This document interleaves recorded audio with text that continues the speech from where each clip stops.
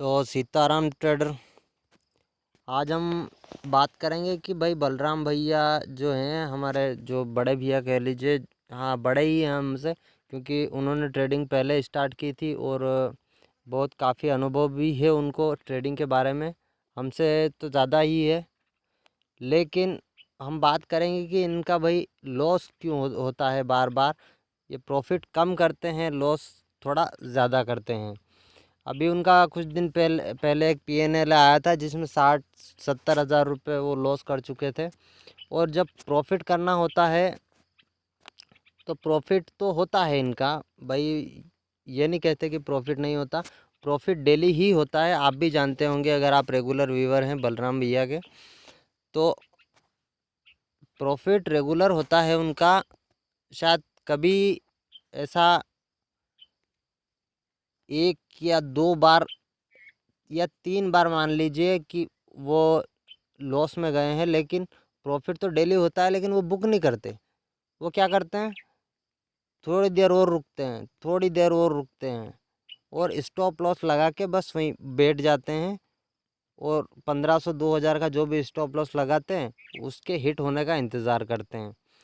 मैं कहता हूँ बलराम भैया को स्कैल्पिंग करनी चाहिए। अगर बलराम भैया स्कैल्पिंग करते हैं ना, तो मैं 100% आपको ये गारंटी लिख के देता हूँ कि भाई 100% बलराम भैया डेली प्रॉफिट में 30 से 40 पॉइंट निकाल सकते हैं। इतना मुझे विश्वास है, इतना अनुभव है उनकी ट्रेडिंग पे। अच्छे ट्रेडर हैं, ये नहीं कहते हम कि। और दूसरी गलती क्या करते हैं, देखो मैं उनकी गलतियां निकाल रहा हूँ, बट कुछ जब एक बहुत ही बढ़िया मैं आपको एग्ज़ाम्पल देता हूँ कि जैसे जो आदमी गलतियाँ खुद करता है ना, उसको नहीं दिखेगा कि भाई मैं क्या गलतियाँ कर रहा हूँ और क्या सही कर रहा हूँ। लेकिन जो सामने वाला है, 2-4 जने उसको देखने वाले, उनको बहुत अच्छे से समझ में आता है कि भाई ये किस गलती के कारण लॉस में गया व्यक्ति, या फिर किस गलती के कारण ये प्रॉफिट, या किसके कारण ये प्रॉफिट में गया, है ना। तो हम उनके रेगुलर व्यूवर हैं तो बेहतर तरीके से समझ सकते हैं कि क्या गलतियां करते हैं बलराम भैया। तो बलराम भैया पहले ये, जैसे कि ये मार्केट हाई और लो कर लिया, अब वो वेट करेंगे कि भाई ये ब्रेकआउट आए, इसके बाद मैं एंट्री लूँ। अगर ब्रेकआउट आए और उसके बाद वो यहाँ तक गया नहीं गया, फिर एक रिजेक्शन आया और उनका स्टॉप लॉस पहले हिट हो जाता है, टारगेट निकल जाता है। अगर प्रॉफिट आता भी है उनका तो वो बुक नहीं करते। थोड़ा बहुत अगर एक पॉइंट भी उनका टारगेट दूर हो ना, तो वो बुक करने की कोशिश नहीं करते, बल्कि और वेट करते हैं भाई ये पूरा मेरा हिट हो तभी मैं करूँगा। ये गलतियाँ उनकी बार बार होती है, इसलिए वो ज़्यादा लॉसेस करते हैं। तो अगर आप रेगुलर व्यूवर हैं उनके, तो भाई उनसे भी सीखे गलतियाँ और उनको कहें भी सही कि बलराम भैया ये गलतियाँ मत करो, आप ये बार बार रिपीट गलतियाँ मत करो, आप एक अच्छे ट्रेडर हो तो उसके लिए। और देखिए भाई, खुद को भी मेहनत करनी पड़ेगी। हम तो छोटा मोटा ट्रेड लेके अपना गुजारा करते हैं। तो मेरा आपसे यही कहना है, वीडियो बनाने का मकसद यही है कि भाई अच्छे अच्छे ट्रेडर हैं बहुत मार्केट में, एक से एक पड़े हैं, देसी गांव के भी, और नए नए ट्रेडिंग जनरेशन उभर के आ रही है। तो मेरा कहना यही है कि भाई अगर आप ट्रेडिंग करते हो ना, तो डिसिप्लिन और कुछ रूल्स रेगुलेशन फॉलो करके कीजिए, जिससे आपको गैम्बलिंग ना लगे, ना आपको लगे और ना आप गैम्बलिंग करें। यह एक बिज़नेस है, इसे बिज़नेस के हिसाब से ही लीजिए। मेरे कहने का मतलब ये है कि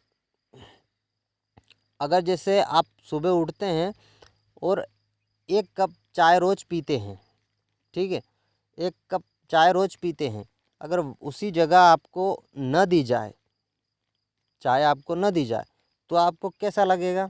और अगर आपको एक साथ 4 या 5 कप दे दे दिए जाएं, तो आपको कैसा लगेगा। और उससे आपका फ़ायदा और नुकसान भी आप समझते हैं। कि अगर नहीं मिलेगी तो क्या होगा, मूड ठीक नहीं होगा, ये है वो है ना, सुस्ती नहीं उड़ेगी, ये जो भी है कुछ। और तीसरी बात कि अगर आपको एक साथ 4 या 5 कप पीने को मिले तो आप उससे बोर हो जाएंगे, मतलब अच्छा नहीं लगेगा, मतलब आपका फ़ायदा नहीं है इसमें, नुकसान ही है। तो कहने का मतलब ये है कि आप ट्रेडिंग डिसिप्लिन के साथ करें, एक ट्रेड लेते हैं 2 ट्रेड लेते हैं ऐसा ही करें आप। हाँ, और एक बलराम भैया ये भी करते हैं कि जब उनका लॉस होता है ना, एक 1500 का लॉस कटा, उसके बाद एक ट्रेड और लेंगे, एक ट्रेड और लेंगे और तीसरा ट्रेड रिकॉर्ड करेंगे, और वीडियो तो बन गई उनकी, लेकिन बाद में फिर पीएनएल और ओवर ट्रेडिंग करेंगे। मैंने देखा है कैसे उनका पीएनएल रेगुलर बेसिस पे। तो एक ये भी बहुत बड़ी गलती है कि आप ओवर ट्रेडिंग करते हैं। देखिए आपका सेटअप ये है, मान लीजिए आपका सेटअप ये जो, सॉरी मैं थोड़ा जूम कर लेता हूँ फिर आपको दिखाता हूँ। मान लीजिए इस तरह का सपोर्ट बनता है ना, और इस तरह का सपोर्ट बनता है तब आप एंट्री लेते हैं। यह आपका सेटअप मान लिया आपने, तो हो सकता है ये यहाँ बना, ठीक है। अब देख लीजिए थोड़ा ये यहाँ भी बना है, हो सकता है आपने यहाँ एंट्री मारी, आप गलत निकल गए और मार्केट आपको इतना लॉस दे दिया, लेकिन यहाँ से तो गया है ना।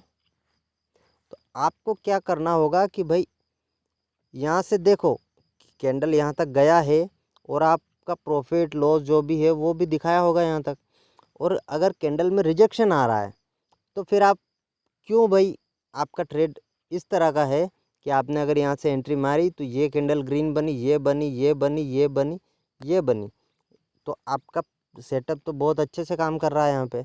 लेकिन आप करते क्या हो, आपका सेटअप इस तरह से काम कर रहा है, मतलब रेगुलर प्रॉफिट के बाद प्रॉफिट, बड़ा प्रॉफिट दे रहा है आपको। लेकिन अगर आपको यहाँ से एंट्री मारी, लेकिन अगर आपका कैंडल यहाँ तक गया और रिजेक्शन लेता है, देखिए इधर भी रिजेक्शन आया है, लेकिन फिर आप प्रॉफिट में आ गए, प्रॉफिट को आप होल्ड कर सकते हो।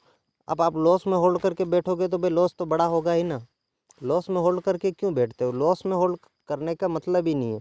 मैं तो कहता हूँ अगर आपने एंट्री मारी, आपके फेवर में जितना भी 2 पॉइंट 5 पॉइंट 7 पॉइंट जितना भी ट्रेड जाता है, और उसके बाद अगर रिजेक्शन आता है कैंडल में या किसी भी तरह का, तो भाई कॉस्ट टू कॉस्ट या जितना प्रॉफिट में हो उतना प्रॉफिट में हो काट लो, कोई दिक्कत नहीं है। आप ऑप्शन बाय करते हो, सेल करते हो, कुछ भी करते हो, मैं तो कहता हूँ निकालो।